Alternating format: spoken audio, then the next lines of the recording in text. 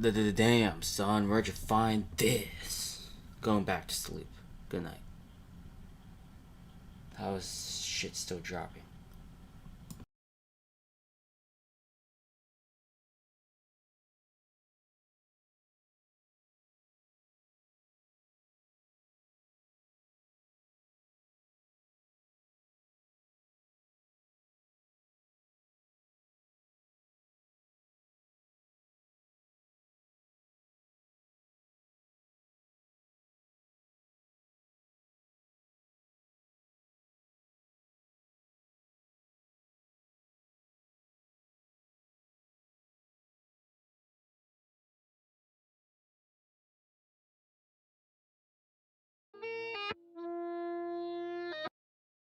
To the Clippers. I've been watching a few highlights and everything, but I still need to watch an actual game. And so, yeah, but I just ask it because I'm at that point as an AFL fan right now that I'm like, okay, I think this is just like I usually have every year. And so you guys, your season coming to a close. Well, I just think that you guys might not have experienced this too much recently, but eventually as an Essendon fan, usually you hit about round 13 or 14 and you have to go like, all right, this is not our year. This is not going to happen. But like it usually, in this season, it would make sense because we're 10 rounds in, but we only have 7 games to go. So it's really come at the same time as it usually does every year, that about round 13, 14, we have to go like, okay, we are not going to win the premiership this year, but that's okay. Like now I can just be an AFL fan instead of an Essendon fan for the rest of the year. But look, we could come back and do great, but everyone's got to give up eventually, don't they? Like on that's their why team. people listen to this podcast, for the uplifting messages that we leave out there in the airwaves. You got to give up eventually. No, but it's like but it's like I say that, but I actually enjoy watching football more as a whole once I'm slightly less invested in believing that my team is actually going to win the premiership, because once you've resigned the fact that they're not going to make every the year, finals. every year, and isn't that the beautiful thing about sport? Every year, I believe Essendon could win the premiership. So and yet we have not been even close. You haven't to even it made in the the finals. last 20 years. We've made the finals. Oh, you haven't won a We final, haven't I made should say. the grand final. No, we haven't won a final in 16 years, and yet every year I'm like, I reckon we could do it. 16 this year. years. That So record is almost old enough to legally drink. Yes, good. Oh man, That's kind of like the tiers though, is it's like, I think that's why I enjoy the off season of sports so much, because you're left kind of being like, oh, I wonder what they could achieve this season. And it's like, I think within the first 3 or 4 rounds of any sport, or maybe not basketball because you don't really know much by then, but you can say to yourself, okay, they're probably not going to make the premiership. And then you kind of reach round 10 and then you're like, okay, they're probably not going to make the playoffs. And so it's just a slowly cascading. letting yourself down easy over a bunch of tiers. Reframe your expectations. But, I feel like after last night, I'm a bit more, I will get onto it in our AFL segment, but I'm a bit more free to enjoy the rest of the games. Very zen now, of you, Eddie. So, yeah. Yeah. I don't actually believe you. I think you're just saying that because if you actually look at the ladder, Essendon are right in there. They're only one and they've still got an extra game in hand, and it's against Melbourne, which is easily winnable. So this would surely be the most frustrating time for you because you're right on the cusp of the 8. If you play Melbourne and you win, you're in the 8. They're not necessarily playing Melbourne because they turned that game into a bye for both clubs because of everything going on. So they may not play Melbourne again. Oh, is that right? Because the fixture, they haven't got They the haven't fixture played going Melbourne at out all, beyond though. more than 2 weeks. So with everything going on, depending on who's in what hub, that could change. Yeah. I'd say Essendon's going to play Melbourne eventually because I'm pretty sure they're trying to do you play every other team once. Yeah, they'll try to. I wanted to ask you guys, what do you think would be the implications if they just did, say, a 14-round season or a 15-round season? Permanently from now on. Because I would have no... Well, no, not from now on, but if they had this year, because I would have no problem if Geelong didn't play some clubs, even if they were bad clubs. Yeah, but Yeah, no, I 'Cause wouldn't mind. if you're gonna if you're the best, you always are gonna win no matter what. And I mean, the fact is, the strangest thing about footy is you do play some teams a second time. I reckon this is coming from your NFL fandom. This is an NFL methodology of not playing every team. It is interesting. Yeah. Like, It's an NFL I, take. I can't Yeah. imagine not playing every team at least once. Like, it just Yeah. Yeah. baffles me. So But- can I explain how the NFL Yeah, works? go for it. Because it's like super confusing, and I know I've explained it before, but I feel like I need to explain it to you again because it makes a lot of sense. So obviously, because there's 32 teams, It's very confusing, but makes a lot of sense. yeah, it does once you actually if you actually draw it, write it down. I always have to get a It makes conspiracy sense. corkboard up Are to you- explain So- sports. Are you drawing it on a really large whiteboard with chalk and just drawing like the E equals MC squared down to like It's simple. It's simple relativity. So, and that's how the Seahawks won the Super Bowl. And so there's 32 teams, and they can't play each other once because it's too many games. It's like the risk of injury is too high, and I don't think any human really deserves to kind of go through that much pain. So 32 teams, they're made up of 2 conferences, and then within those conferences are 4 divisions each. And so they're called the North, South, East, and West. And what happens is, so I'll use the Seahawks as an example. So the Seahawks will, in theory, there's some teams, so there's one division that they only play once every 4 years. So we might not see another team for a long time. So for example, this season they'll be playing the Patriots, the Jets, the Dolphins, and the Bills, and that only happens once every 4 years. And what they do is they'll cycle through. So So when they do play that division, they play them all. It's not like one team out of that division. yeah, exactly. So they'll play one division in their own conference, all 4 teams, one division in the opposite conference, all 4 teams, and then they'll cycle through whoever in the other divisions, the ones left over, it's really hard to explain. So it's simple. Johnny, if Stands you in the same level as them. if you carry the 2, this all works out. And that's like But it does work. I think the movie Good Will Hunting was actually about Matt It's Damon's explaining the character NFL That's how they system. came to. Yeah, well, that's what I wonder is how did someone come up with that? It's quite convoluted. I've just gone back on what I this said. like but you know what I mean. You know what this sounds like. You know what this sounds like. I like that You you ever completely looked at, abandoned explaining it as well. We still don't know. I think I finished. Explaining it. Did you guys ever like back in the 90s the AFL had a different final system? Did you ever Yeah. look at how the McIntyre final system worked? It was was I have just- a What was few the times, but final never- system back then? Absurd. Like it was so ridiculous. So it was 1v8, 2v7, 3v6, 4v5, and so you could potentially come in the top 4, and win, but have to play in the second week if results went a certain way. So it was so highly. You could also come 6th, lose, and still keep going. That's how Adelaide won the premiership in 1997 because they lost the first week. They got pummeled, and they went into. They still played the next week, won the next 3 games, won the premiership. So it was the finals. I just found that final system ridiculous. And you used to have to play a game at the MCG, even if you're an interstate team. You would have to have that as your home ground in the semi-final. It was just insane. That's brutal. Yeah. So the NFL playoffs are not very dissimilar to the 90s AFL Really? Okay. finals. I love that Eddie was series. just So- how crazy is this system? This is insane, right? And now I'm back to The NFL is explain. exactly that. Yeah. It is pretty much that. So the other thing that I forgot to explain is that every team plays the teams in their own division twice a year. So no matter what. So the Seahawks will every year always play San Francisco twice, Arizona twice, and LA twice. So what happens is the winner, so whoever finishes on top of the division makes the playoffs. Whoever has the best record gets a bye week the first round, so they don't actually play the first week of the playoffs.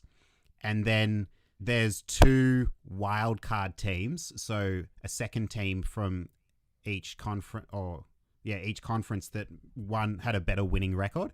They make it into the playoffs, and they'll play whoever seeds 3rd and 4th. That's not the confusing part, though. The next part is that the winners of those games, so whoever finishes third, depending on the seed, for first and second, they don't actually know who they play until the whole weekend is finished, like all the games are over. So it's not actually they can't actually like trace who they're going to be playing the whole way through, because it depends on who wins out of the wild cards and who has the highest seeding. Sweet. I feel like I need to be one of those dudes at the cricket who has a pen and paper and just takes down note of every single thing that's happening to keep track of what the hell goes on in the NFL season. I can keep track of what goes on the field reasonably well, but off field I have no idea what's going on. We'll get. But it works really well. We'll get Jonathan to walk us through this when we actually get to the NFL playoffs this year, and he can actually explain in detail each round what is happening. When or if we get to the NFL if we playoffs. get to the playoffs. Yeah. Yeah. If we make it to the playoffs. Yeah. Which I hope so. Got to make it to the regular season first. All right. That was good. That was a good chat. My head is exploding. It's actually really difficult to explain. All right. I just wanted to get back to the... I wanted to get probably just Jasper. Who do you think has been the best player so far? No, you should have seen Eddie's eyes lit up when you said just Jasper. So we've got to have him answer this question first, I think. Okay. Yeah. Yeah, no, of course. Eddie, you're welcome as well. But if you haven't watched any games, how can you... I have watched the highlights, excuse me, of most games. Who has impressed you in the highlights? Well, look, I loved... Okay, I loved a couple of weeks back, LeBron got the winning points against the Clippers against my team, but it was pretty impressive. And Kawhi, I like watching him in the Clippers clothes and strutting around and doing his thing and really racking up some points. So I don't know. Look, that's probably my two go-tos. I feel like LeBron may be coming into some form. I could be incorrect, but those are my two go-tos for the moment. Jasper. They Am I incorrect? They would be Jasper? on my list. So far, I mean, they're all-time great players. They're Hall of Famers. But TJ Warren has probably been the surprise pick. TJ Warren's exciting, but has he, outside of that one game where he went off, as he's... He's killing it. He's averaging 40 points a game over his 3 or 4 games. Mostly because he had a 53, 51-point game, whatever it was. Yeah. But he followed that up with a 38-point game or something like that. Yeah. He is killing it. Dame Lillard, obviously. Hasn't Dame been amazing? He was awesome. Yeah, I think was it yesterday? Yeah, the 45-odd point game that he had. Let me find... Blazers Nuggets. He was amazing. Yeah, he killed it. And they came back to win. They were sort of no matter how well he was playing, the Nuggets just kept getting in front right up until the end, and then Dame finally just pulled through. The most surprising thing is I think he was leading the league in assists in bubble so far, or it was in the top 5 or something, which is not really his game usually. He's good at dishing the ball out, but he's not a high assist number man. He's number 5 in offensive points, but that's for the season, not just points. the bubble. Yeah, I'm talking assists. Assists where you pass the ball to someone who gets a bucket. Yeah, he's also number 5 in that as well. Yeah, there you go. Which is not he's not normally top 5 for a season in the NBA. He's number 3. Sorry, he's number 2 in 3 points made. Yeah, who's number 1? Is it his teammate Gary Trent? No, have another guess though, because I reckon you'll get it. Oh, is it TJ Warren? No. What team does he play for? It's that might give Harden. away. Ah, yeah. It would. Yeah. James Harden. He's been good. Absolutely amazing. Joel Embiid, I just want to mention. What about Devin Booker? Yeah, Book. I really like Devin Booker. He's been a favorite of mine for ages. I was waiting for you to say Devin Booker. Yeah, he wasn't on the mind. He should have been, but I really love Devin Booker. I just don't think it's hard for a player in his position to. I don't know. He's got a buzzer beater now, so maybe he can. All right, good. So moving over to the NFL. Yep. Well, isn't the big news just my question is do you think firstly that the season will go ahead, and secondly that they will actually finish the season? So I think yes, the season is going ahead, which is exciting. Whether or not it finishes, I don't know. I think it will finish, but if it was to not finish, if they were to cancel it, I think they're really basically the only thing that would stop the NFL is if someone died. I think. But even then, I'm like, they might still go on. Like, that's just how They would do it in their memory. Yeah, and then they'd spin it around like, oh, well, this, like, we can't stop now because Yeah, he sacrificed his life for this. this is what they would have wanted, and they can't even defend themselves. But they are just a money making machine, and they seem to make some poor choices quite regularly. So that's what I think. I can't. Um, It is crazy to me that I don't think the MLB is doing anything bubble related. I think they're still playing in cities as they would. I think the NFL is doing the same. That is just baffling to me in a country that still gets 71,000 or whatever cases a day. Yeah, So insane. and players are testing positive all the time. Yeah. Players had the opportunity to opt out of the season if they wanted to, but I was actually surprised not too many players actually opted out, especially on the offensive side. Like, the only notable opt-outs was like Damian Williams, Marquise Lee, if you really care about him, for the Patriots. Other than that, it looks like it's going ahead. The only big news which really dropped this morning was Washington football team's running back Darius Geis has just been released by the team for domestic violence.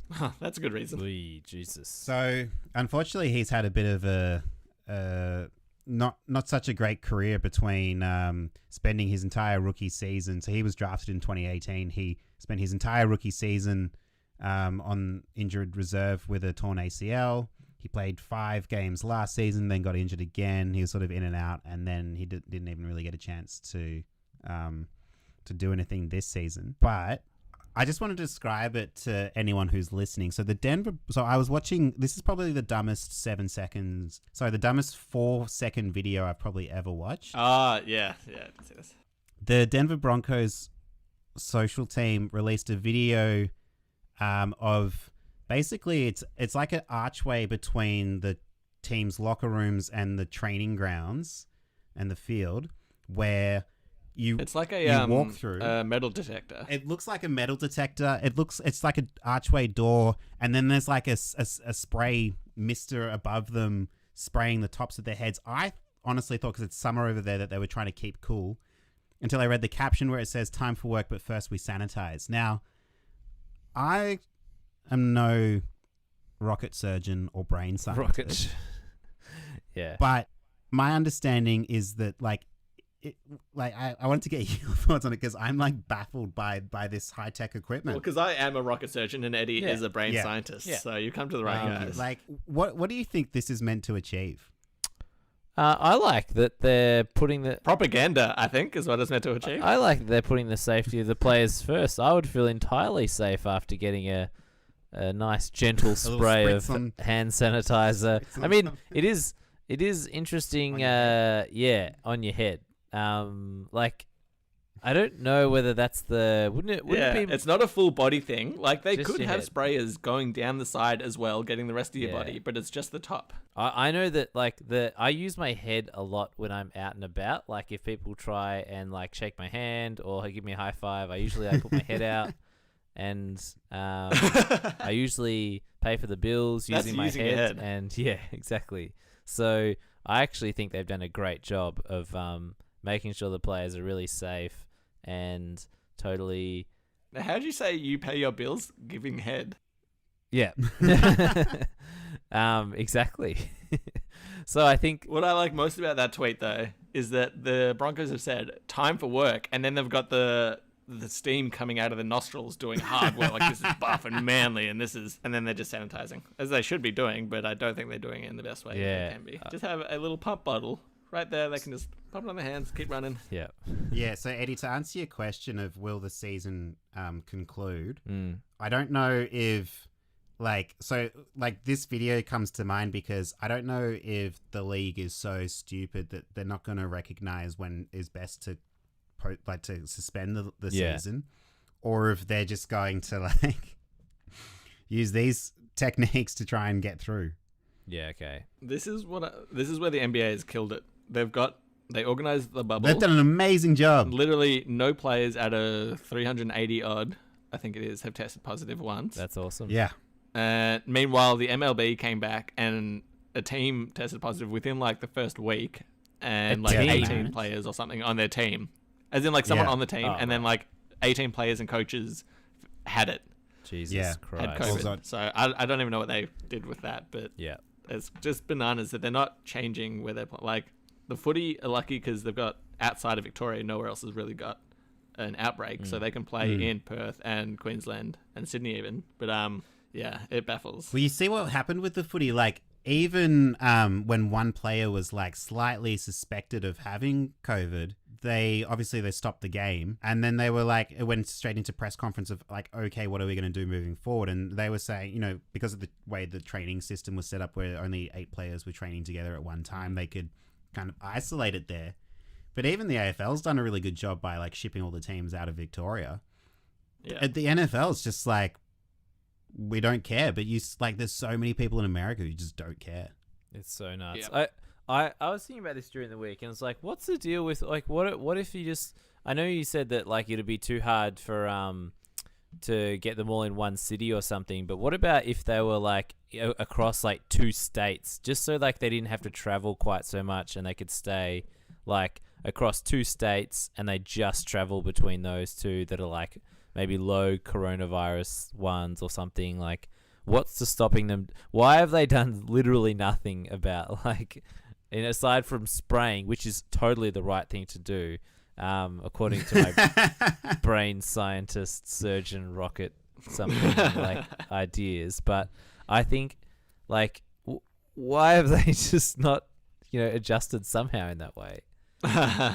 So that has been like, that's been raised a few times, where it's like, you can find 3 good states to limit the spread of the virus or anyone on the team contracting it, but they're struggling to get players to not like, they've basically enforced a rule where players can't go to clubs. Now players can still go to places like churches, which is like apparently like a hotspot for coming into contact with other people. You can obviously. I mean, apparently, we still know go how lit church gets on a Sunday morning. Am I right, fellas? Hallelujah. Well, you wouldn't want to take away that right at all, would you? But like, yeah, and they're just like, no, we're good. We don't need to go into a bubble.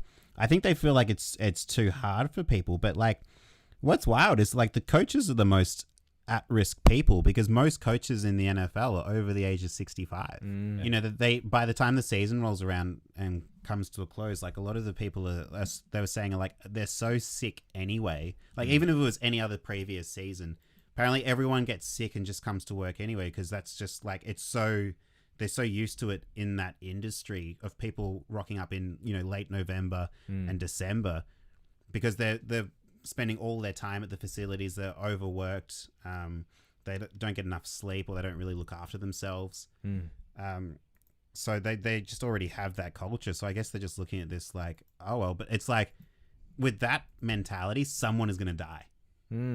Well, hold on now. Totally. I'm just reading about why the NFL decided against this, and it looks like they've done a pretty good job. So the NFL, Hold on this there, ESPN cowboy. article, the NFL has sent teams hundreds of pages of memos with instructions for retrofitting their team facilities, limiting in-person meetings, and even removing shower heads to ensure social distancing in the shower room.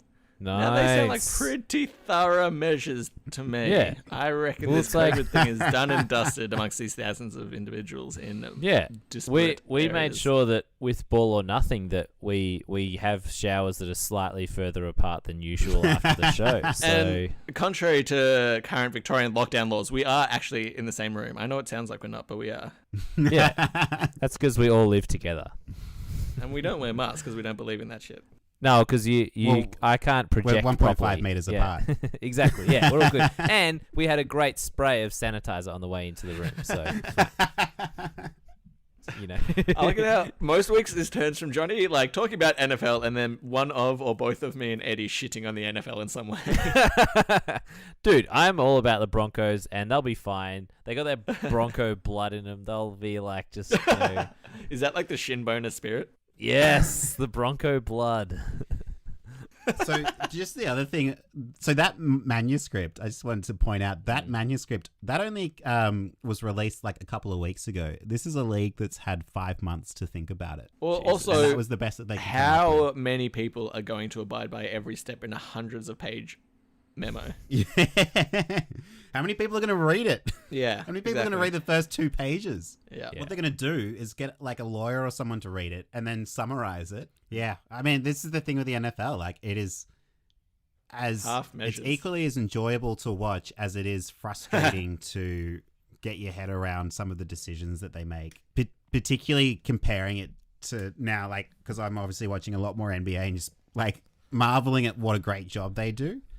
And they do seem to get a lot of things right, and they're quite disciplined. They're happy to be political as well. Yeah, no, the NBA is... That's part, like... yeah.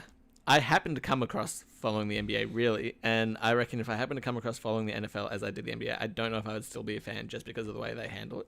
Like, I can be a fan now because I'm a fan of other American sports, but if that was my introduction to it, I don't know if I could hold out just because of, what's the commissioner's name? Roger Goodell. Yeah, he just seems like such a fuckwit. Like, I'm sure to be a CEO massive. of any professional sport, you're probably a bit of a dickhead, just by manner of getting there. You're going to have to step a few I like people Gil in the back McLaughlin. I don't love him. He seems a bit smarmy. No? Like, he's done a good job, I think. But I just think by way of being a CEO of basically any company that you didn't found, this is getting all very communistic of me, and I've been reading a lot of Marx, so... No, but... The communist guide to running a league. But Goodell just seems like he could have, like, leaks about him coming out years from now about being, like, very active on white power message boards or something. Like, that just seems like something that could happen about him. Yeah, would you be surprised? Isn't there a thing where, like, CEOs have a strong correlation with, like, serial killer kind of traits? Like, you kind of almost have to be a serial killer to be, like, a CEO of a company because you have to make so many brutal decisions. None of us know anything about the science behind it, but I'm all in on this theory. No, I mean I've read a bit about the correlations between. I mean, you know, someone who's able to become a president per se, it's like, you know, has some of the traits that they describe as being part, like, you know, a sociopath in terms of, like, you're able to, like, extremely good at manipulating people and, like, using, you know, various, and it's like to get, as Jazz said though, like, to get to where those positions of power are, unless you just inherit it, like, you have to fight, like, tooth and nail to, like, and just be so ruthless to get to the top, like, and it's same in politics as in, like, sport, like, you know, it'd be a rough game. I wouldn't want to do it. Yeah. Watching the NBA now and all that they do for their players, like, the NFL is so motivated by money. Okay, so, like, with the bubble that the NBA created, the NBA itself, they would have lost they would have spent a lot of money to put that in. Do you think that, like, yeah, I think so, the amount that they invested will offset, like, whatever they'll get out of, like, viewership? I think so. I think just regardless of, like, whatever money they bring in now, I think by virtue of just crowning a 2020 champion will go a long way to preserving what the NBA is. Like, they don't have that lost season. They'll have a shortened season, but they've had lots of shortened seasons before. This is just a different kind. Yeah. So I think in the long run, it'll definitely pay back dividends. Do you think their reasoning for restarting the league, though, was based on money, or do you think it was based on... I mean, when you're at that decision-making level, I think everything comes down to being about money. But it's just whether doing something for the fans and the followers of the league is in the best interest of the league, which often there's a Venn diagram that overlaps both, where money and fans and media or whatever bring in money, so it suits them to kowtow or to do what the fans want. Yeah. Nah, I just, like, I applaud the NBA and I despise the NFL, like, for what they've, like, the lengths that they've gone to keep. What's the opposite action to, like, applause is an action to celebrate something. What is the opposite action? Like, to denigrate something? Giving the finger. I don't know. Moving on to footy. What's been happening in the last week? Whoa, everything. Teams winning, teams losing, sexual assault allegations thrown about. And it's like allegations that, like, it literally happened on the screen. Or are you talking about something else? Let's start with that. Let's start with it, because I kind of wanted to talk about it, about football club culture versus workplace organizations and workplace safety. So do you guys think it is just what you do in the club room, or do you see it as assault? I don't see it as assault. I'll let Jazz go first. Yeah, I don't see it as assault. Well, Yeah. that's the thing. I personally don't see it as assault, but I can also see how someone receiving it would think that way, and that's okay for them to do that because that is really defined by the person receiving. I wouldn't be comfortable with it, but I wouldn't feel like I'd just be like, knock it off kind of thing. I wouldn't be like, oh my, I've been violated. Yeah. But I can see how someone might feel that way if it did happen to them. So that's the thing, is a lot of media and then people talking to the media and about the media make it a black and white issue where it's somewhere in between. Yeah. I had a look at it, and look, football clubs are such weird places because, like, you know, you hear stories, and like all of us played like some junior footy growing up, and they are a weird place because it's so like hyper masculine, but also at the same time it's very like touchy and lots Bum of taps. back slap and bums, and also just Where do you think that comes from? Just Probably been around since like ancient Greece. I reckon. Exactly. It goes all the way back. Because it's in all sports, so it's not like a weird thing of just footy. Like bum taps in every sport, everywhere. I guess you get so physically familiar with all the people around you that it's like, whatever. And it's like, it was one of the least surprising things to see, which is a weird to say, but that kind of like behavior I'm almost surprised you don't see it more often. I feel like footballers have become much more like, very different to maybe what they were a little while ago. But what are you going to say, Jazz? Oh, well, that's the thing, is that a lot, since this has come out about the Richmond players the other night, it's a lot of footage has come out from not even that long ago, within the last year or two, of it happening with other teammates on other teams. Yeah. So it's not like it's a one-off, this is Richmond being weird, this is football players being weird. And it's a Trumpism. It's something that's a locker room talk kind of thing. Like, it's just something, for some reason, a lot of dudes, this is just like their kind of behavior. Like, I can think of someone that we went to high school with that is now a police officer, but I won't mention by name, that I could see doing this kind of behavior. Yeah.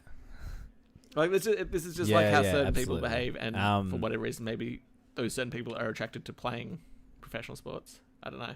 I was going to say, some of the most, some of the weirdest people are like, you know, cricket clubs, footy clubs in Australia are just so rife with just playing games with people and playing like, you know, just tricks on people, or shit stirring with people, which is like, it's part fun and part like, you know, it could so easily go from being really funny to really just horrible so consistently. And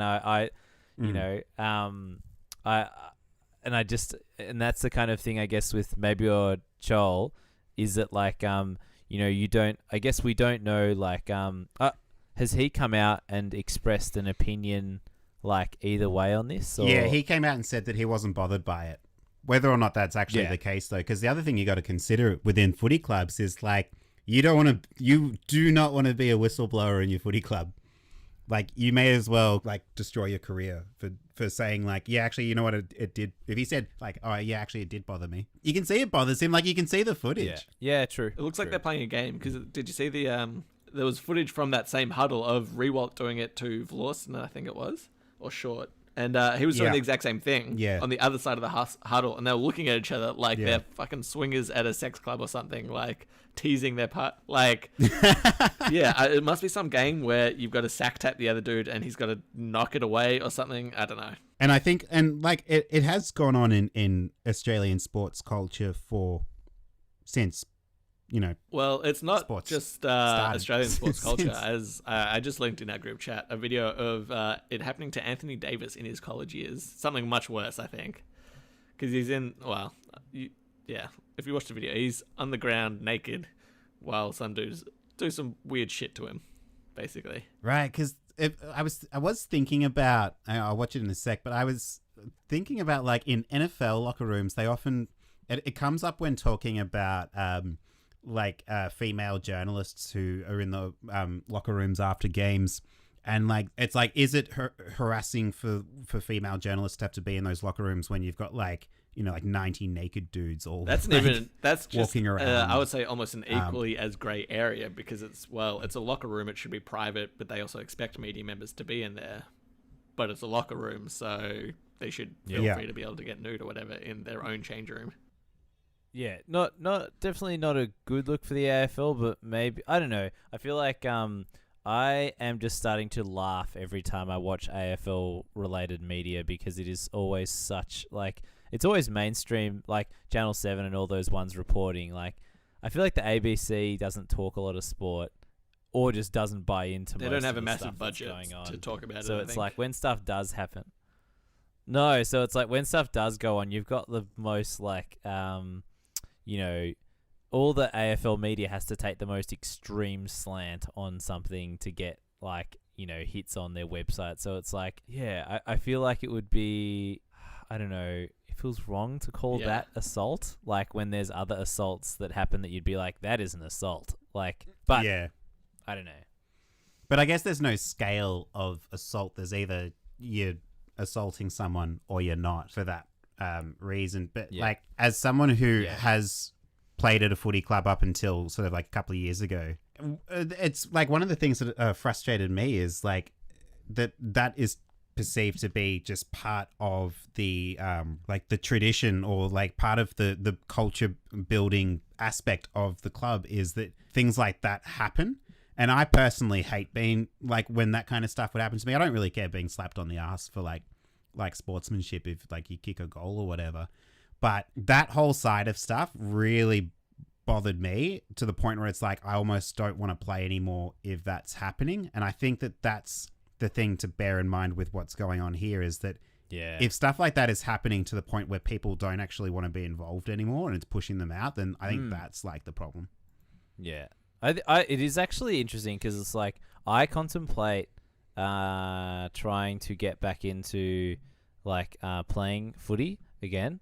And I think one of the things that puts me off is sometimes footy places like culturally can be weird places to be, and that's probably the number one thing that puts me off. Like, I'm super pumped I would be super pumped to like get back, you know, to like a body shape that could like, you know, be okay playing some footy and not get just like. Mate, have you been to a local footy game? There are all kinds of shapes and sizes. Oh, I know, no. Have you I seen mean, Jack like Stephen play? I think no. I'm not worried about like a larger unit. I'm saying that like, if you're playing like football past a certain age, you have to be able to like, I think I would get flattened if I played football right now. So I need to like, I mean, that happens to every footy player, doesn't it? They all get flattened at one point. Yeah, I know, and not get back up. So like, no, you get flattened right into your grave. About 6 years ago, I went to a footy training with a team,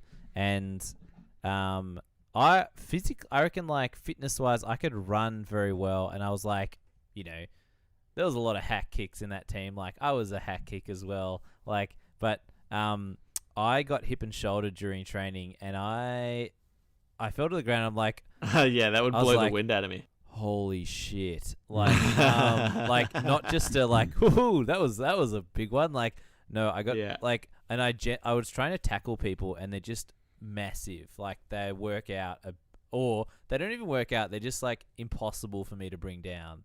Like, and that's obviously a barrier, but it's like, I don't want to go to a footy club and it be like a seriously like, I wouldn't be keen on it being an incredibly like homophobic and like bum slapping, like, you know, practical jokes atmosphere. And I'm like, it's probably what most footy clubs are. Yeah. So like, it's like, it's most likely going to be like that. Yep. Good chat. Yeah, that's good chat. I like we've sorted sexual assault on here, fellas. Congratulations, pat on the back. Yeah. So I guess just looking at the season at the moment, we've got a few teams that are starting to kind of edge ahead as contenders. I think How many games are left of the season? so. There's 7 rounds to go, and we have a ladder that suggests that Brisbane, Port, probably Richmond. I am so surprised by St Kilda. Probably Yeah, I'm still not completely sold. I think they're good, but I just reckon like a finals type team will probably beat them. Like a Richmond or a Brisbane or the Cats or West Coast or something will probably beat them pretty easily. Yeah, I don't think they should have been so close to Gold Coast. Like, I don't think beating Gold Coast by 4 points is really making a mark that you're... I don't know. Jazz, what do you think of the Saints? Yeah, I mean, they're probably my second favourite team, so I want them to do well. But I think... Do you mean in general or just this season? In general, because like a lot of my Really? dad's side of the family are big-time Saints supporters, and my uncle played for the Saints back in the day. Fuck. Imagine if Jazz was a Saints supporter. Oh, mate, my brains would be splattered all over a wall 15 years ago. Yeah. Yeah, I could not handle it. Oh my That's why they're God. my second favourite team, because they're so pitiful, and I feel so bad for them.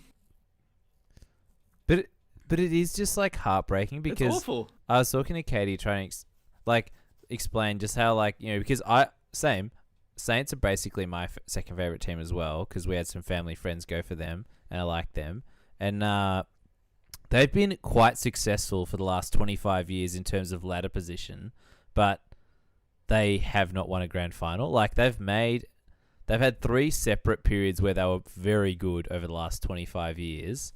And they have not been able to do it. And it's so nuts. Like the 97, 98, 99, then 2004, 2005, and then again in 2010, 2011, or 2009, 2010, and you just can't break through. It'd just be It's just insane. crazy that Like, the most recent grand final, drawn grand final, which will be the last ever drawn grand final and the first in 40 years or whatever. Yeah. Of course, it included the Saints in it, and then they went and played Yeah. again and got thrashed. Like, Oh my God. Yeah. just That was such a shit show. I can't believe they had to play again. yeah, it's a bit amateur. Looking back on it, it's crazy When you- that it happened. That they come to the championship, like the game to decide the year, and then like, we got to do it again. We got to go again. Like, how? Like, does it really take that much So brain power to crazy. think like, hey, why don't we just play an extra? And like, how much 5, more exciting 10 would 5 minutes. minutes Yeah. of overtime be in a grand final? Like, how Yeah. pumped would you? Like, Yeah, are you on versus, the like, edge of your entire seat week of regardless preparation. who the teams are? Like, if it was the Essendon Geelong grand final,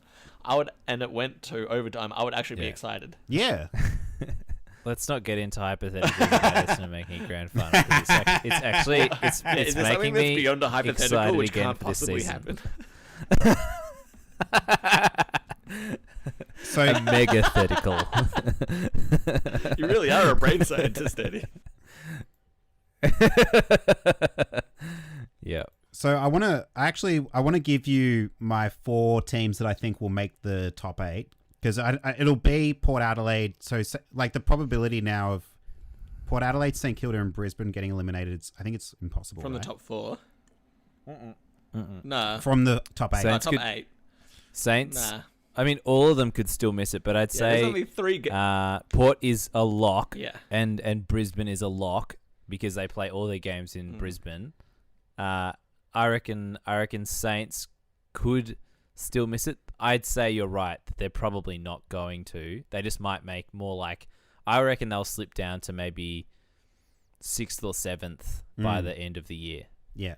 Yeah, that's what I would. I mean, they could hold up this form all year. I think with the games they got left, though, they'll keep it going. So, okay, so the teams that are in the top 8 now that I think are a chance to not make it, Collingwood, the Giants, and I'll say Geelong because the pessimism in me. I can't see Geelong not making it. I think I feel like, without looking at the stats of the record, I feel like in close games or games against good teams, they've done pretty well. okay. So I let's think, say that the Giants and the Pies might not make it. It's really hard. I mean, that's So I think that the teams that could replace them though would be. I don't think the Dogs can replace them. I think the Bombers could replace them, I could see the Dogs making a and run for I it. actually think Carlton could get up. Actually, no, I think Hawthorn would. Nah. Hawthorn would be more likely to. I don't get think. up I mean, nah. I can't. They'd have to get red hot. Like they are basically 3 games back. But the Dogs can play so badly. I think the Dogs are one of those really hot and cold sides. If they get things going, they will absolutely challenge for the 8. I think that Essendon is going to get back some very key players in the next few weeks, which could help them. It's just they don't really have a forward line still, because they actually, for 3/4 of last night, they smashed GWS in the clearances. But they got smashed in the first quarter and a bit of the last quarter. But that we don't have a forward line, and it doesn't function at all. Like, it functioned for 1 quarter last night because we got some like run off half back, and GWS like just wasn't pressuring us at all, and so we were able to do that running off half back. But that's how they've said that they don't want us to play, like the coaches. And so I just, without a forward line to kick to, like a genuine key forward like Joe Danaher or something, or having like an in-form small forward, which we don't have, or stringer as well. Like, we just don't have any goal kicking power. So I don't think, unless we get most of those guys back in the next month, I don't think we're going to be able to put together a team that can score enough to win. So I reckon Gold Coast and the Bulldogs are like a solid. They could get into 8th or something, but nah, I still don't think the Suns could. But Eddie, I don't think the Suns Bombers can without Rel. Yeah, Eddie. So the Bombers play the Suns on Wednesday. That's their next game. How do you think? Like, that's going to be a pretty huge game for both of them. I think that'll be like a fun game to watch. I think that Gold Coast is a very attacking team. I think Essendon can be a very attacking team. I reckon that it will be. I reckon I'm going to tip the Bombers to win that. I feel like we usually play all right against the Gold Coast, and they're a young team, and we might get some experience back. But I actually think we played okay last night. It was just What do you think we went couldn't wrong? hold it up. I think GWS's midfield just got on top in the last quarter, and we allowed them to be close enough through the second and third quarters. We didn't put them away during the period we were on top, and so once they got on top, we just could not. And I think, like, Jazz mentioned this another time about how there's no goal for goal games anymore. It's just momentum swings, and it's once you've got the momentum and you've got all the play, it's so hard to get it back. It's like last week Carlton against Hawks were 5 goals up, then Hawks kick 10 of the next 12 goals and win the game. And I think same thing with last night, was just once Giants got control of it, we couldn't really do anything. Like, it was tense, but it was by about, I reckon, 6 minutes to go, and we just could not get it past the halfway mark of the field. I was like, we're going to lose this. We just cannot go anywhere. So I think, it was lost, but probably before that everything happened in the last couple of minutes or whatever. Like, it was just, your team's just not going great. There's no worse midway through thing seeing on the footy field when you just keep bombing it long and you maybe get a mark on the wing on the half forward line or at the center mark, and you just can't get it beyond that. Their defense is just killing you, and they just keep rebounding it back at you, and the best you can do is repel it. Nothing makes me more frustrating when you can see the momentum fading like that, and you can see your players just bombing it and just hoping for the best, and there's no strategy to what they're doing, and you're like, you need a game plan. You're about to lose, and you're just handing it back over to the other team. And I think that's what happens is we don't have a player who can take a really big grab. Like, we usually a few years ago, we had Joe Danaher in full flight, and he could easily take a great mark. Or we have Tom Bellchambers can take a big contested mark, but kicking to rake thin key defenders or a lack of forward line is not an option because we just don't have anyone who can take a big mark at the moment. So I think it's just stupid trying to play that way, and that's what they forced us to play that way. But yeah, it was just you could see it was like this was falling away before your eyes. So it was hard to watch as an Essendon supporter, but it was Who's a player on the Bombers who you like? You know, like I'd be okay if they didn't play this game or anymore. I'd say most Essendon supporters would say David Zaharakis because he's pushing 30 years old. As much as that is actually very young as a 30-year-old speaking. Yeah. I think it's like players like him that you're like, I don't think he adds a whole lot to our team, and he's 30 years old. So you're like, I don't know. We could probably go without this guy. But also, like, we've got like a couple of younger defenders, and Ridley's been awesome. But this guy, Aaron Francis, everyone is like, oh, he's so talented. And I'm like, absolutely. But he is like a turnover merchant. He builds his existence on just like he takes an awesome mark, and everyone's like, "Holy shit, what a talented guy!" And then he just turns it over, and you're like, "Could we just go to that next time the match review or the team like selection panel is like, yeah, let's select him." That's like he's the Brandon Parfitt of Geelong, just like is Brandon Parfitt the everyone loves him. Everyone thinks he's so good, and I can see him do maybe like one good thing a game. Other than that, he just basically gives the ball to the opposition. Yeah, right, okay.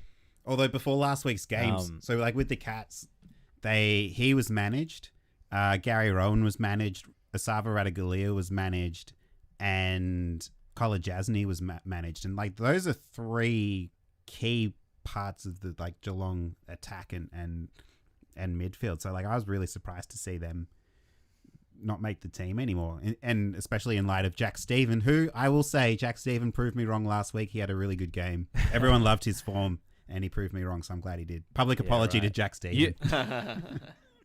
It's like Johnny doesn't seem to like hate that many things, but Jack Stephen, Billy Gowers, and Billy Gowers is like number one, it seems.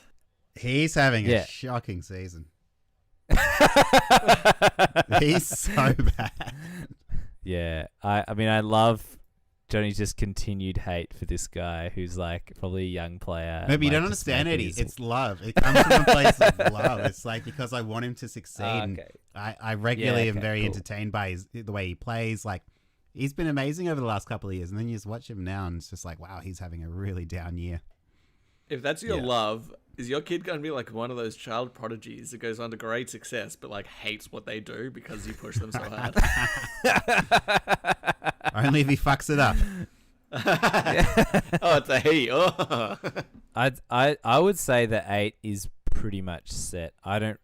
My tip is that I don't think any of the teams outside the 8 right now will make it. I reckon Collingwood will turn it around, and like I don't know whether your teams Geelong and the Hawks have played GWS, but there's just something about them that like they like even without Toby Green, they're a pretty good team. Yeah. And they're able to like manufacture a win when they like I don't think any team has come back this year from 29 points down, and they were 29 points down, and no team has come back from 16 points down in the last quarter.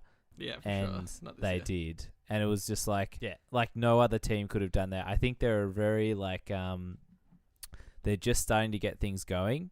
And I think if they have Toby Green in the side, they can beat anyone. And I would love for the Giants to win it. Like, I hope they do, but I don't think they will. But like, I reckon Giants are going to make it, and I reckon Collingwood will turn it around. They're like, they're not a great side this season, but they're still pretty decent. I reckon they'll get there. I reckon they'll turn it. I reckon Collingwood will definitely make the 8.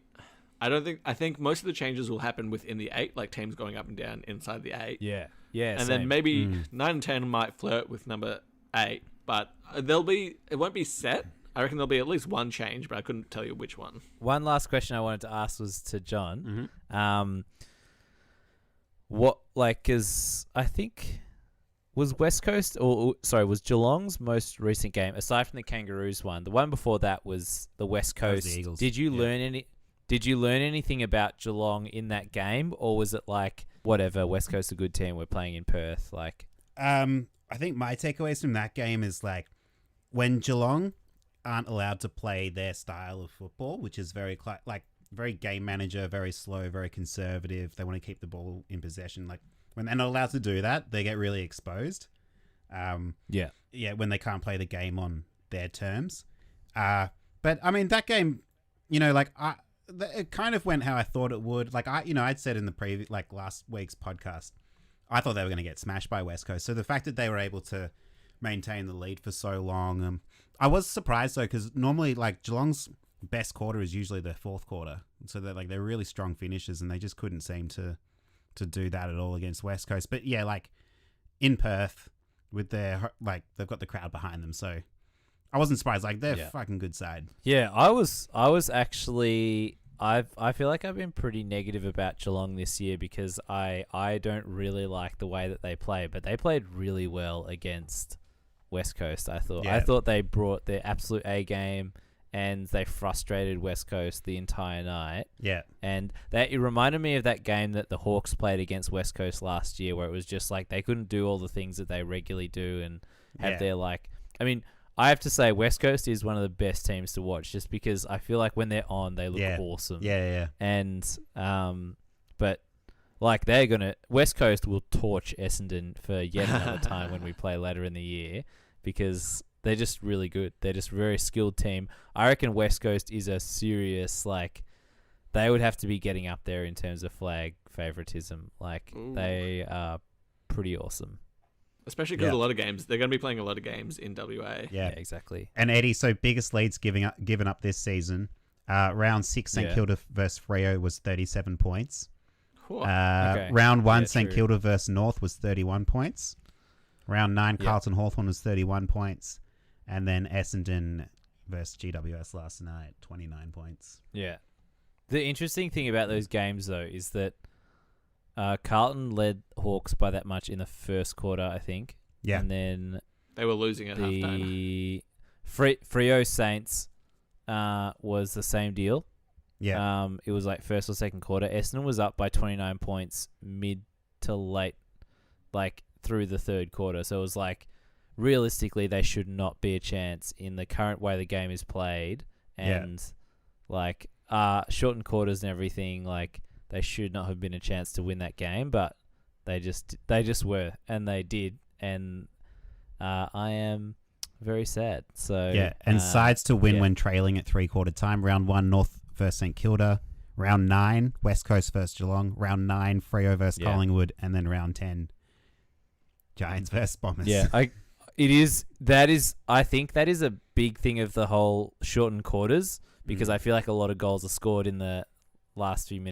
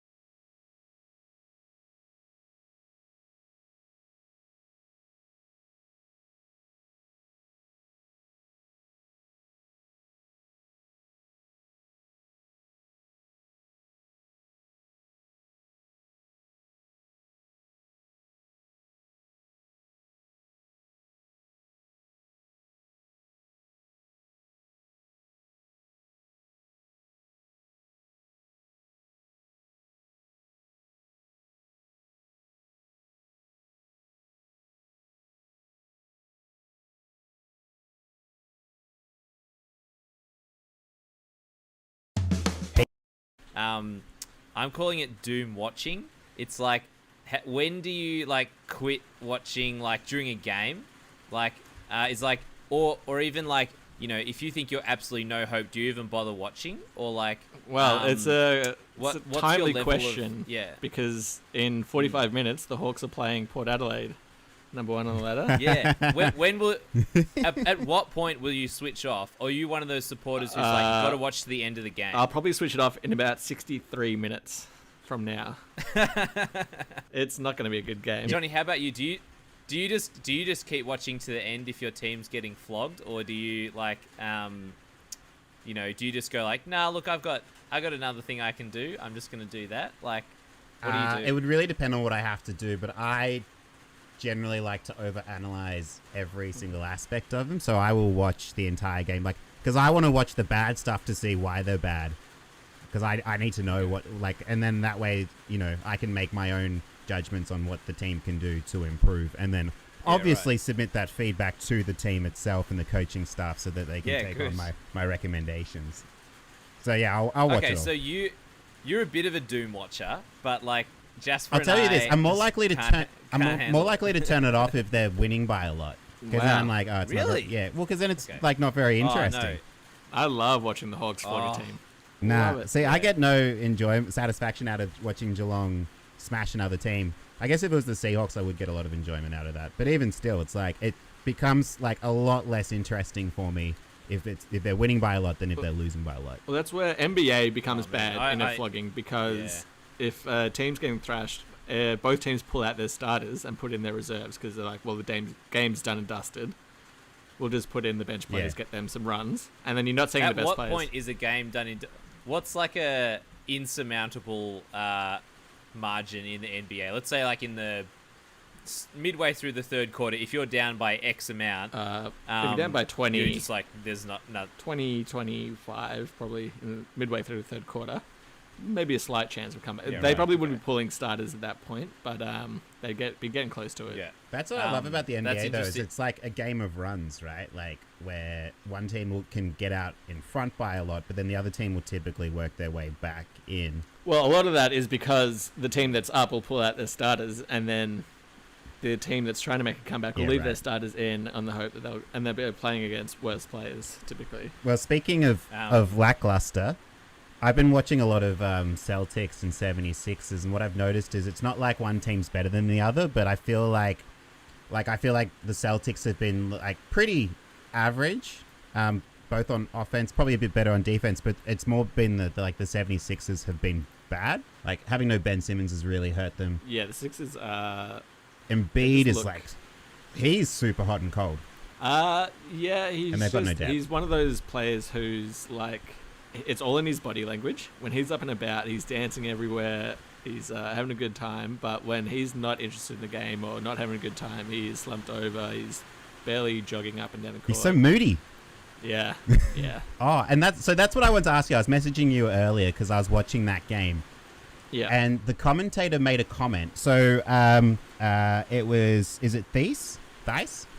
Daniel Tice, yeah. He made a he tried to block a shot that had already hit the backboard.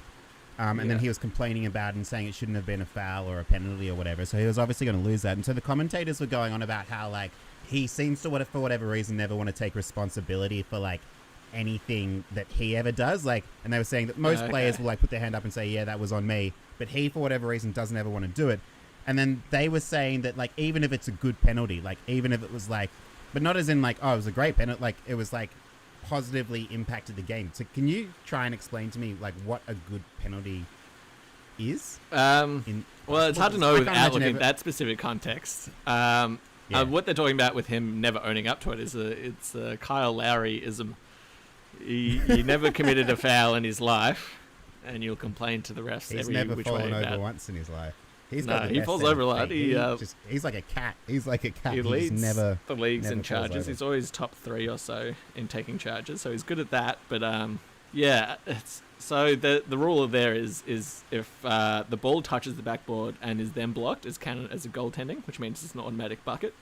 regardless of if it goes in or not. Yeah, right. But if you block it before it Yeah. hits the glass, so that's probably what Daniel Tice is arguing, that he hit it before it hit the glass. Okay, I don't like that rule. And the other rule that I don't like is if the ball is over the rim, you're not allowed to slap it away. It's if it looks like it's coming back into the rim and it's out of the cylinder. I think that's dumb. Well, it's not, because players could just like camp under the rim then, and then just knock the ball out if it's bouncing on the rim. I just keep like punching it up through the hoop. We can't punch up through the hoop, but they can just wait there and then just smack it away if it's bouncing around. Yeah, but like Kawhi's game winner I'm glad- against Philadelphia last year in the playoffs wouldn't have happened because Embiid could have just knocked it out. Although I think True. he was defending Kawhi, but Ben Simmons could have just knocked it off the true. rim. I'm really glad that John has jumped on board the suggesting new rules in sports. He's taken bandwagon, a 'cause, like, rule out of your rule book, Eddie.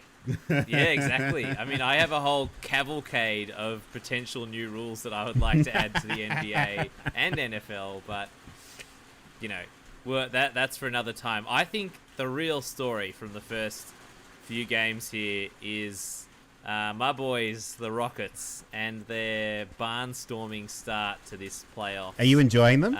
Series? Yes. Yeah. I'll be completely honest. I've just been watching highlights because I still don't quite know how to watch them. I think in light of my I was talking about like the start of a relationship. It's like I think me and Houston have been on like a second date and it's gone pretty well. Like we had a pretty good time. Like we didn't stay at each other's house, but it was like pretty fun, and like I feel like this is a long-term commitment, so like it's okay. So I think it's going well, but I wanted to learn a bit more about Houston because I honestly don't know very much about it. So I looked up 10 unique facts about Houston lovely. As a place. So All right, let's The city. give us your top 3 out of that Yeah. list. Okay. what, you don't want me to go through all 10? No, not 10. Give me your top 3. No, okay. Apparently, people in Houston eat more than any other city in the world. I mean, no, any other city in America. I can believe that. They're well known to be quite large. Okay. That was Yeah, interesting. so they eat more times a week than any other city. That was pretty interesting. I think they claim to have a best culinary scene in America, but I don't think that's actually true. Nobody outside of Houston would agree with that, I don't think. 145 different languages are spoken in Houston. That's pretty good. Oh, I like this one. The first traditional Hindu mandir in the nation was built in Houston. Ah, So I it's could have like- sworn it was San Antonio, so that's really interesting. Exactly. You do like your Hindu shrines, but Like, apparently, it consists of 33,000 pieces of Italian marble and Turkish limestone, and was carved by hand and took 28 months to build.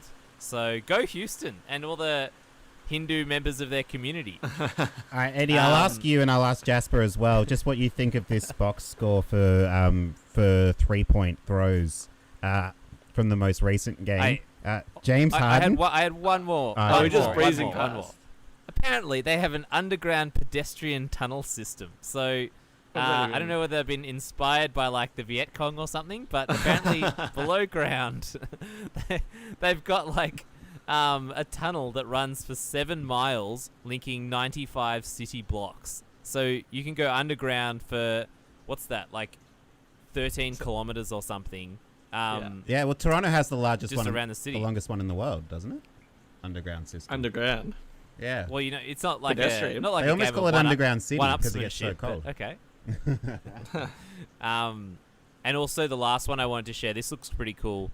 Houston Livestock Show and Rodeo. So any Houston listeners out there, this looks awesome. It's basically just a big carnival where you can eat things like deep fried Nutella and fried Twinkies. That's not even a fact. That That's just sounds a very thing that's American. happening in Houston. Yeah, but it's cool. It's a rodeo as well. Anyway, so I like Houston, and That's great, Ed. That's definitely going to make the pod. yeah, good. But yeah, I like that James Harden and all of Houston is scoring a lot of 3-pointers as well. That's good. So I was going to say that they're not because James Harden was 2 of 11. Gordon was 0 of 10.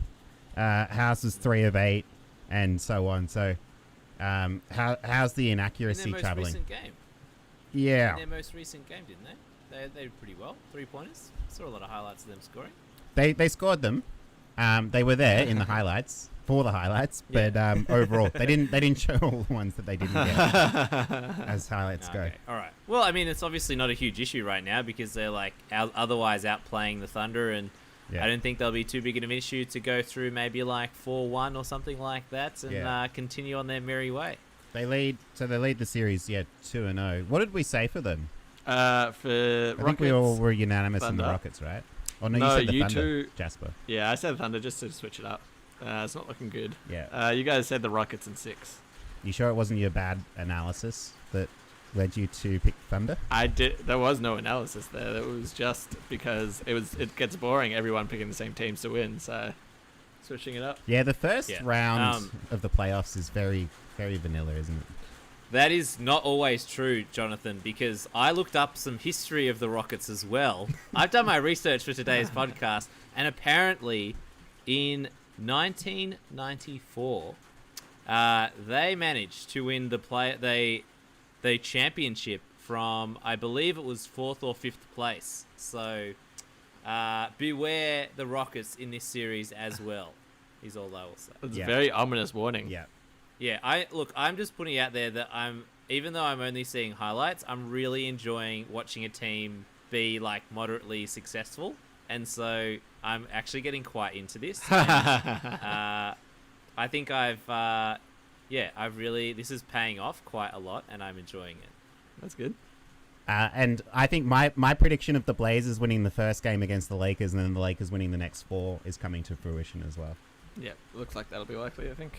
Especially with Lillard getting injured. Yeah, right. I mean, he'll probably still play, but... Jazz, can you clear up some controversy and just like be totally honest? I can try. Like as a Golden State fan and everything, like, is there a conspiracy going on around Golden State and getting their second pick? No, I mean, if anything, we should have got the first pick, but it's not a conspiracy when you're the worst team in the league that you get a high draft pick. That's pretty much But how you it guys works. won.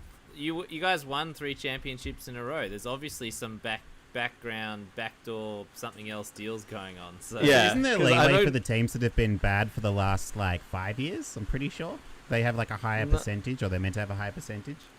No, they I just think rejigged the it's whole draft system in the last year or two. It used to be like number one, like the worst record in the league had the highest chance to get the number 1 pick, but now I think it's the bottom 4 have equal chance to get the number 1 pick. except if you're Golden State, and then you have like a 100% chance of getting a top 2 pick or something. Well, no, we're guaranteed. When you got the worst record in the league, you're guaranteed to get a top 5 pick. I'm pretty sure. So yeah, you got a good chance of getting a top 2 pick. Jasper, break down this headline for me. Behind the scenes at the weirdest NBA draft lottery ever from ESPN. Now, would you say it's been the weirdest NBA draft lottery ever, or is that clickbait? Without reading the article, I'm guessing they're just talking about it not being in person. Like normally, it's an event. That's Okay. held, right, and this time it was all on Okay. Zoom. Also, I'm gonna have to pull you up there, John, because I believe it was 7 days ago that you called like ESPN a pile of poo, and so using one of I their believe my articles exact in words a were, follow-up "Fuck episode. So I just think I don't know about whether as a group can we actually use an ESPN headline as a, are they blacklisted from us, or like they're misreporting? They it? wouldn't make an article just for the sake of clickbait. Oh, and the last one, NBA. Can someone explain why LeBron was saying, was it drop the ball or something? Or No, that's our ball. That's That- our ball. It's our ball. that, it's our yeah, ball. what was happening there? It's because the refs were saying that it was Portland's ball after it had for an inbounds play, like so. It's, Yeah. the time stopped and they're restarting play, and they were saying Portland ball, but it was Lakers ball, and LeBron was getting antsy about them going the wrong way. Just making sure that they knew. Yeah, okay. Ending on the draft.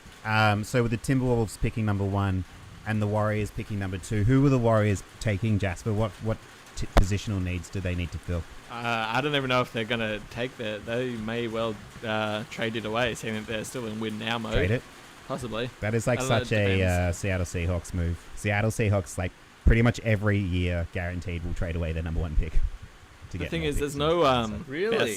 there's no best player. Like, this draft class isn't winning any awards, at least before the draft. Yeah. Like, no one's like, Doesn't- oh, and it this doesn't guy's help gonna that no be a one's playing generational star. basketball as well. Yeah, but even then, like, no one was banging down the doors to be a number one draft pick. So there's a few. LaMelo Ball, Lonzo's brother, is highly touted. He'll probably go top 3. Then there's Anthony Edwards, not the guy from ER, not the bald doctor from ER, and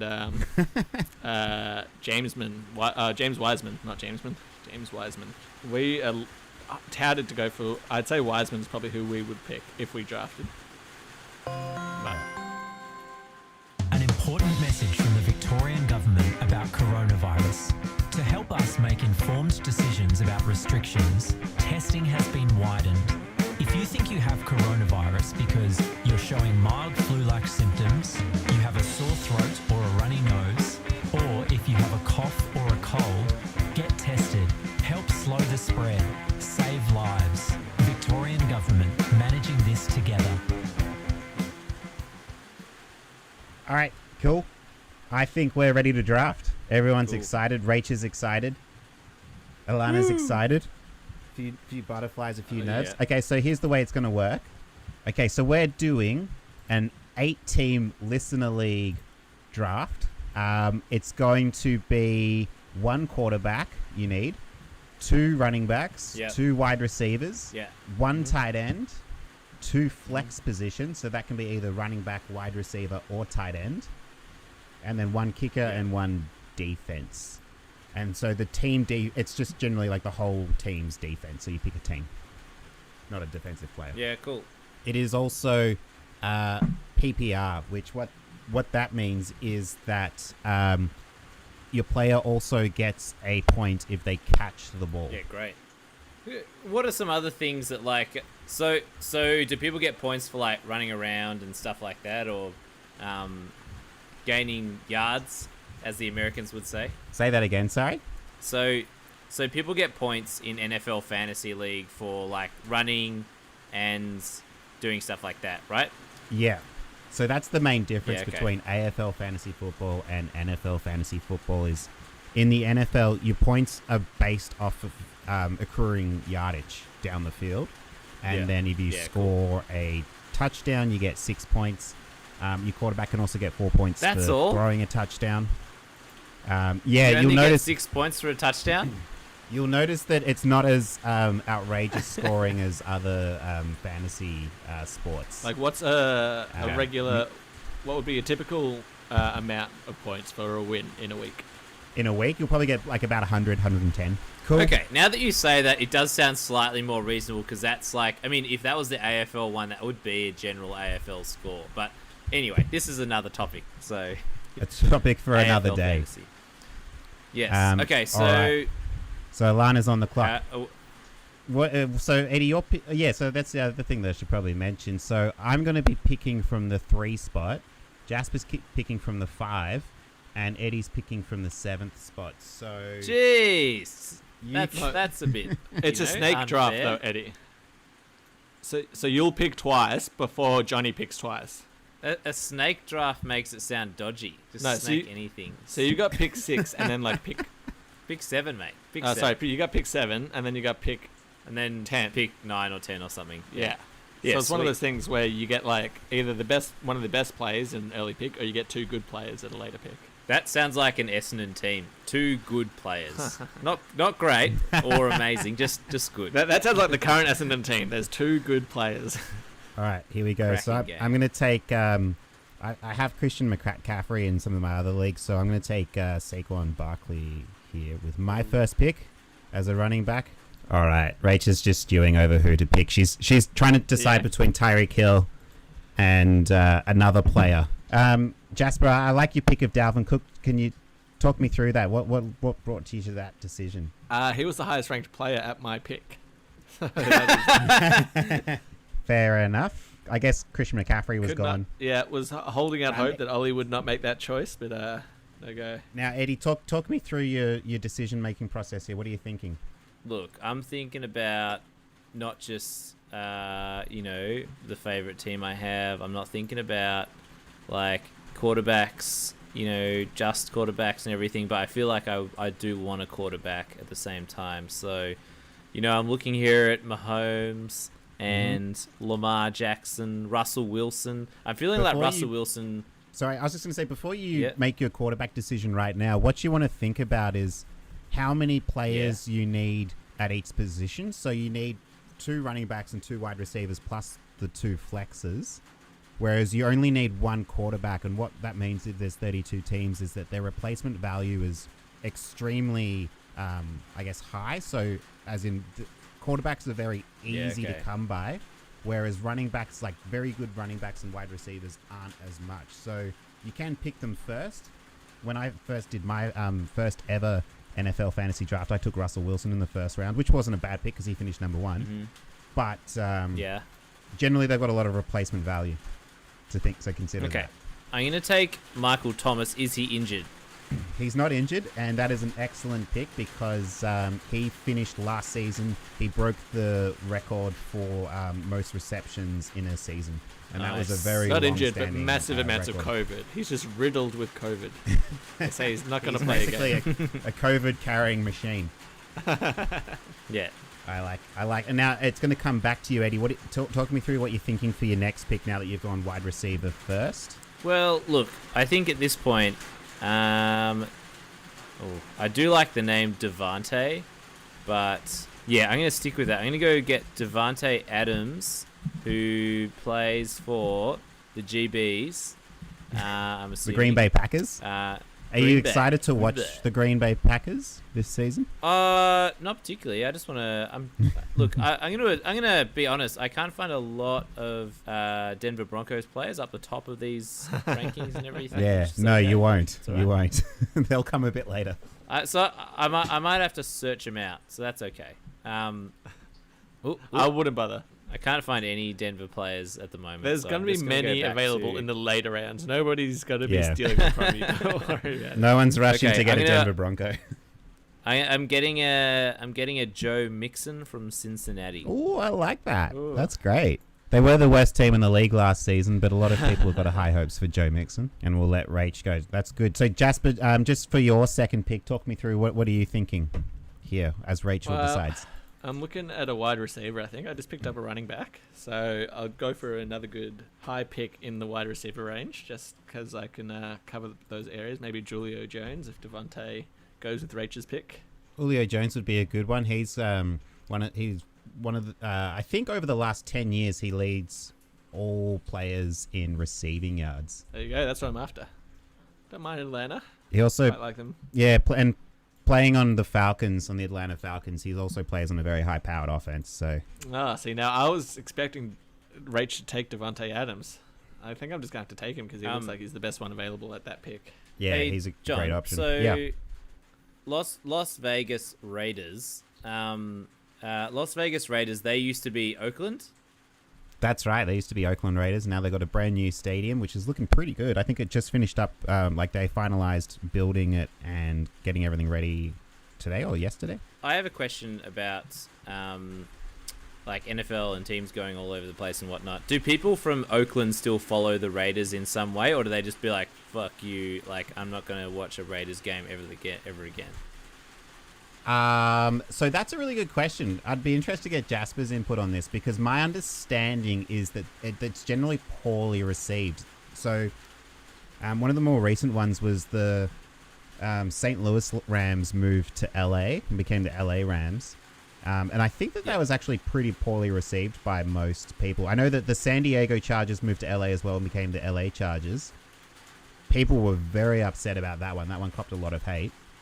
I generally don't think so because I was thinking about what Jasper was saying the other day about Oklahoma City Thunder and the Seattle Sonics, like how you would generally hate OKC if you were in that position.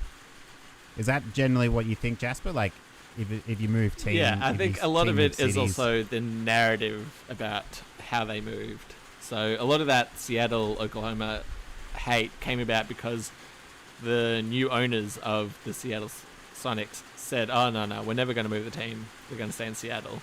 And then a year or two later, they sold them and moved them to Oklahoma. Yeah. And they were a So good team, it was- too. It's not like they were bad. Yeah. Yeah, exactly. It was never about like they weren't like North Melbourne or Gold Coast or something. They probably weren't That's what bringing I in always huge like. numbers. I always but think so. Like you're an owner of a team. You could live in any city you want in the world. Why? And it's like no wonder the owner of the Rams wanted to move from St. Louis to LA. It's like, fuck yeah, of course I want to live in LA. Why would I want to live in St. Louis? yeah, but you'd think there'd be a rich person in St. Louis who could probably buy the team. It's one of those things where if you want to live in LA, don't buy. You can just not buy an NFL team, really.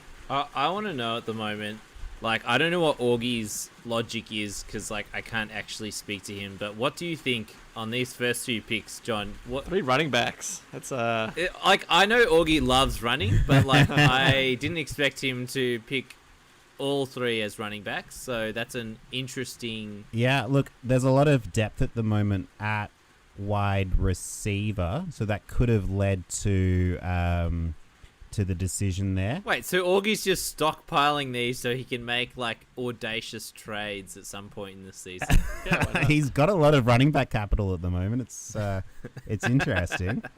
Who am I Yeah, picking? cool. All right, I'm going to go Lamar Jackson in the 3rd round. And Eddie, just for Oh, I don't context, there, the know. reason I've gone a quarterback, in spite of what I was saying, is because Lamar Jackson has a lot of running ability. So because he runs more than any other quarterback in the league, and just to give you some perspective, last season he broke the record for most quarterback rushing yards in a single season. Because of that, he's kind of like having a running back and a quarterback in one, Okay, cool.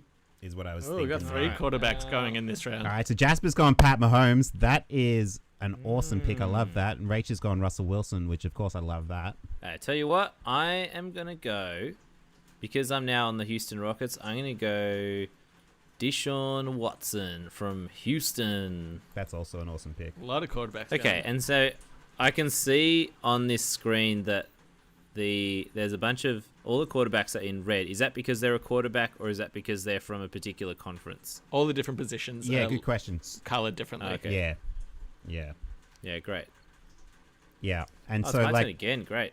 one of the reasons I picked Travis Kelce in the 2nd round is because he, even though he's a tight end, he's one of the only sort of receiving tight ends, so he catches a lot of passes, whereas most tight ends are just used for blocking on the line.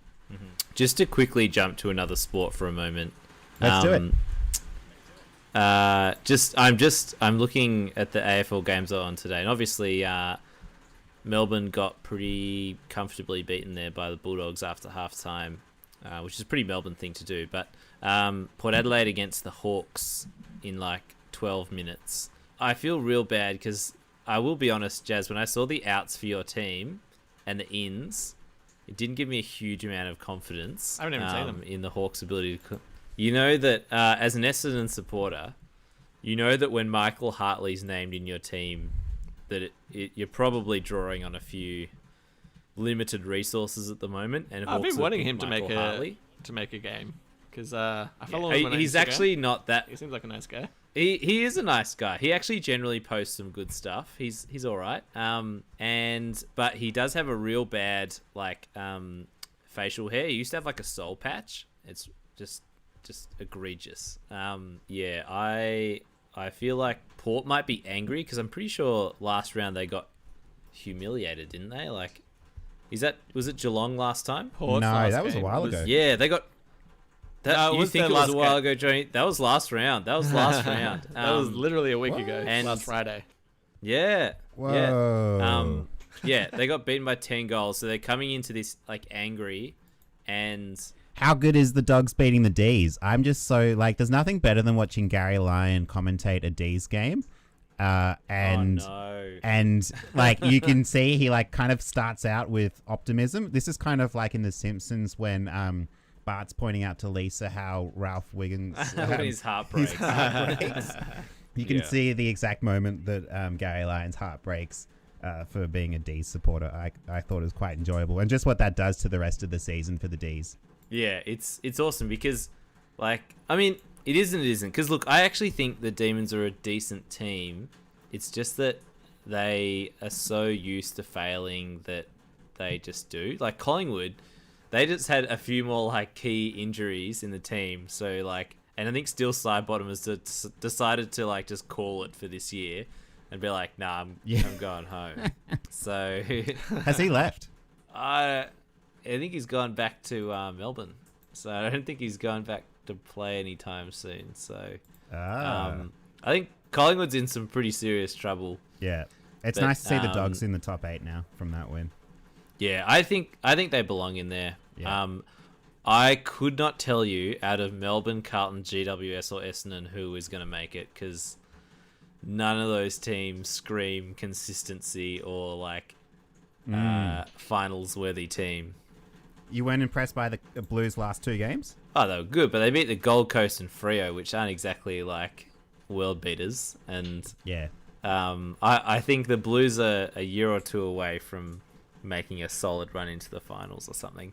I have an interesting stat on the Blues. I was listening to the Outer Sanctum ABC podcast, and they were talking about how the last time the Blues played a game in which they kicked a goal after the siren, they went on that season to win the premiership. So if that's any indication from Jack Noon's... Yeah, things are looking pretty good for Carlton. Look, it's a strange season. There's lots of strange things that could happen, but it's been an interesting week, I think, in the AFL. They're getting closer to a decision on the grand final. What's both of your verdicts on where it should be played? It sounds like it's going to be in Queensland. Like that's where they've been this last week. Like all the AFL higher ups, and that's where there've been no cases for ages, and most of the teams are up in Queensland. So I'd be very surprised if it's not at the Gabba or Metricon. Maybe I don't know why it'd be there over the Gabba. Interestingly, though, with Queensland, they just recently reduced the amount of people in bars and cafes. So, yeah, with 6 new outbreaks, 6 new cases, not outbreaks, sorry, 6 new cases in Queensland. I've actually got 3 answers to this question for different reasons. Number 1, I would like the grand final to be in Adelaide because judging from every single AFLW game that's ever played in Adelaide, plus the most recent grand final that they played, not this year but last year, they always get really, really strong turnouts to games. So I think there'd be a lot of people at that one should they be allowed. I want to say Perth as well, because I think that they probably have the most impressive stadium of all of the all options that they have. I do like Optus Stadium. I think it's quite polished and also being the most recent one. But then I also want it to be in Brisbane because I want Brisbane to be in the grand final, and I'd love to see an interstate team play in the grand final at their home ground. Yeah, cool. I think What that'd about be yourself? Awesome. I think hold on, I'm just gonna pick take your good pick. old. All right, this is finally a Denver pick. I'm gonna get Sutton come up. for another Melvin Gordon. flex. I'm getting Melvin Gordon the third. Yeah, it's good. Jump on Melvin. Recently come over from LA Chargers. It's a good pick. I think as a stadium, it so hurts to even think about it not being in Melbourne. But it's like, I guess, I don't know. I'd say Gabba, but I honestly think you should hold it where more people can go along. And I think they should do it in Perth. I reckon the ground there looks more like the MCG, and you can hold 60,000 people. I think so. Yeah. And they've done a very hard lockdown in terms of states not coming in and out, so I think they'll be fine for COVID and stuff like that. So we might have to watch the grand final at a really weird time though, so because they're 2 hours behind us. So fuck that. yeah, exactly. I'm not adjusting my time as a Victorian, as they've done every Not called year the VFL for since nothing. forever. I would love a primetime grand final. As someone who's seen yeah, that'd be interesting. pretty much every Super Bowl's at primetime. 2:10 is the best time. You get a champagne brekkie in, and then you can drink away. Oh my god! Talking about the game, And you're in bed by 8 from o'clock. 5 o'clock. Yeah. We're definitely doing a podcast on grand final morning with some champagne. Oh, yeah. Okay, that sounds good. Oh yeah, because we won't be able to do it at the usual time. Should get everyone in. Yeah, absolutely. We can have a live show with all the people there that are coming along. That'd be great. I mean, assuming we are able to host people live for from the grand final. I feel like so, you know, for all our international listeners, we're in Melbourne, and you know, we're facing a pretty strict lockdown, but it's ending, I think, in like what, 3 or 4 weeks or something. It was a 6-week Theoretically, lockdown, but like, you know, and that was 2-3 weeks ago. So. And the numbers are going, well, touch wood, pretty good. Like, they're going down. Yeah, obviously, you obviously want to put the public's health first, but I'd really be keen. I think all of Melbourne would be keen to be able to watch the grand final with someone other than their dog. Like, as much as me and Augie would have a great day, like, I wouldn't mind being able to go and watch it with some other people. It would be really underwhelming. I don't think I've ever... Sorry? I'd give anything to be able to watch the grand final with a dog. Jazz. Just steal one. I don't think I've ever watched the grand final by myself, aside from when I was in Toronto and it was on at 3 a.m. But even then, there was one year when I went to a pub and watched it with people. I always watch it in a group. It's That'd one be of the best sporting experiences. Yeah. Now, Eddie, how do you see the Bombers going tonight against Richmond? How do you like this matchup? Oh, it's never a good feeling when your team makes 7 changes, because that's what people on the footy forums always call for, is like, drop half the team, put in this guy that's never played or isn't any good, like, and yeah, essentially what they've done is do a bit of a big footy cull and get rid of 7 players. I think the ins are pretty good, because like Stringer's very good. He might be a bit underdone. Smith's a good player. Yeah. Bell Chambers is reliable, if a bit slow. And yeah, the other people coming. Mosquito is apparently really exciting. So, do you know much about him? I've seen like highlights here and there. He's like just a younger version of like Tip and Woody or Fantasia, like just very quick around the ball and really highly skilled. So he's good to watch, but I reckon he's going to run out of gas in like the, you know, maybe third quarter or something, just because he's still a young player and finding his feet. But I don't know. I think.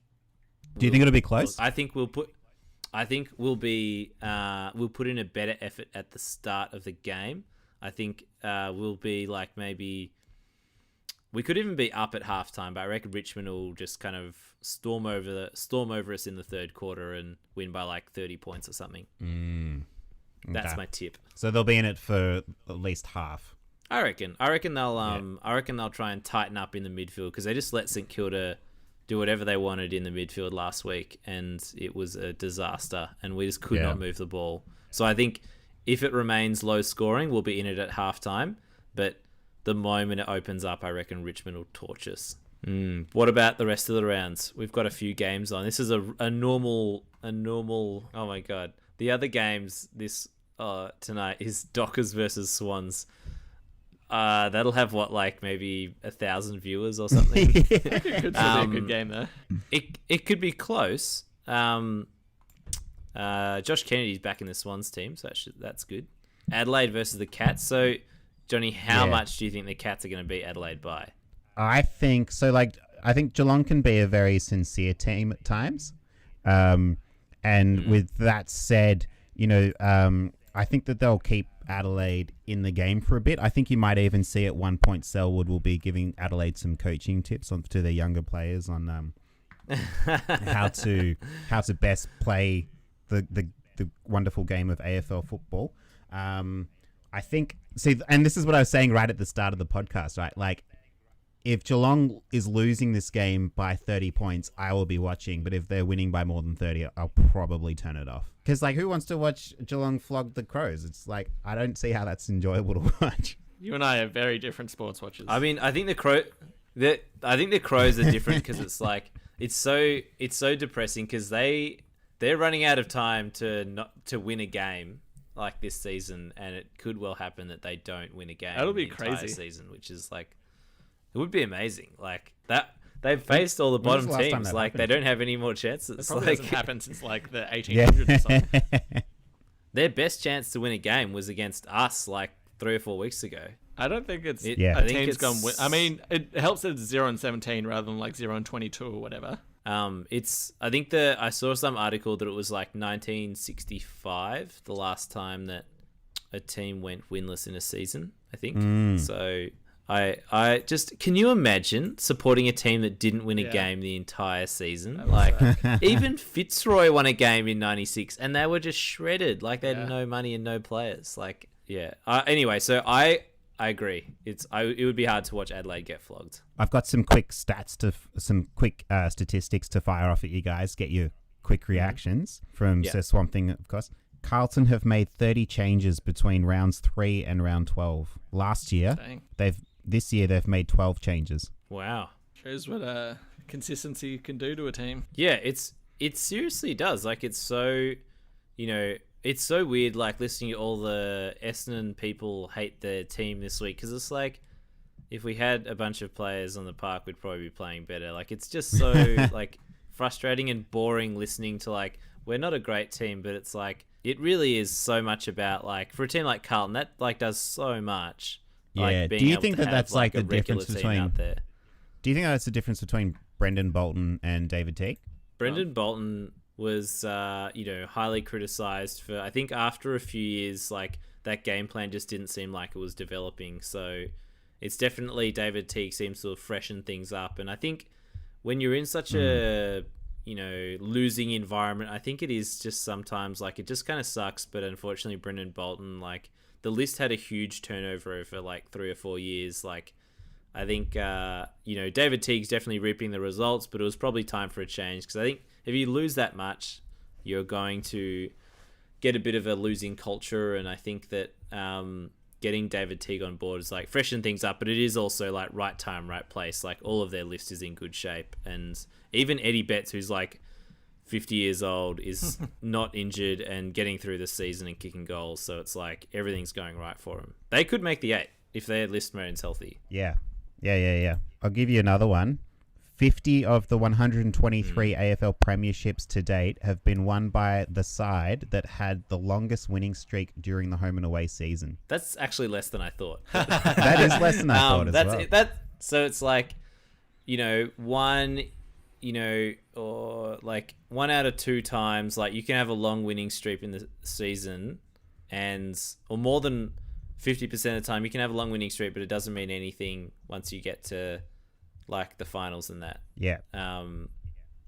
That's interesting. Yeah. Because I just remember watching the Saints have that massive one in 2009 and then not win the premiership, and it's just like, fuck. Yeah. It can be exhausting how would you cop that? Sometimes just be up in the winner's box so often, as in, like, it just gets I guess you get it in your head that we're going to lose one at some point, kind of thing, and then Do you reckon? I reckon footballers are so confident.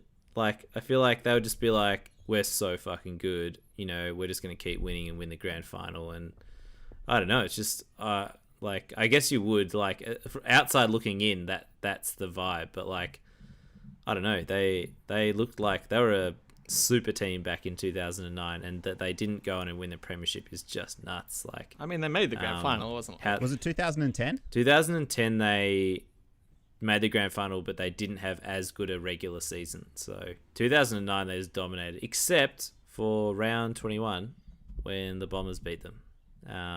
So Just got to throw that one in there.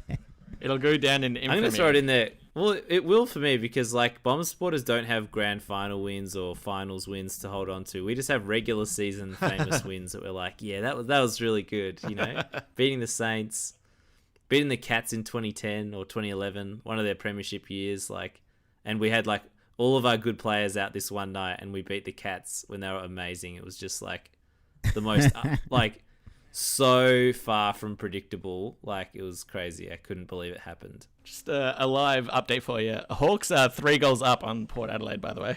Whoa! Boil over. Jeez, Jazz, you should be watching this. Yeah, Well, obviously, I am. I'll give you one. Yeah, I'll give you one more insight, and then get your reactions, and then we'll wrap it up. I think this one's quite interesting. So during the Festival of Footy, players used by each club. 25 players, Freo and Hawthorn. 26 Carlton, GWS and Richmond. 27 players was Geelong, Port and West Coast. And then and then I'll go 29 was Essendon and Melbourne.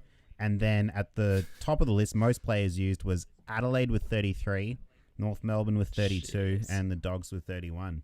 Yeah, I wish the Hawks were up Jeez. top end of it, but If you're a rookie, you'd want to be on Adelaide's list. Yeah. To get a game. well, yeah, nobody's But is that like great? keeping them out of that position. Is that a good thing for rookies though? If they're joining a team that's kind of like a shell of a team at the moment, well, and like I feel like rookies do better when they have got a better surrounding cast. Not a All right, John I sounds missed that. like a Daft Punk song at the moment. I think that'll do it. Any final thoughts? None for me. Go the Hawks. Go Houston, and all power to Harden. I love it. That's going to do it for this week. Thanks for listening. This has been Ball or Nothing. Your host John Roberts with Edward Dunson, Jasper Grover. Until next week, looking forward to the NFL season starting. Go Chiefs.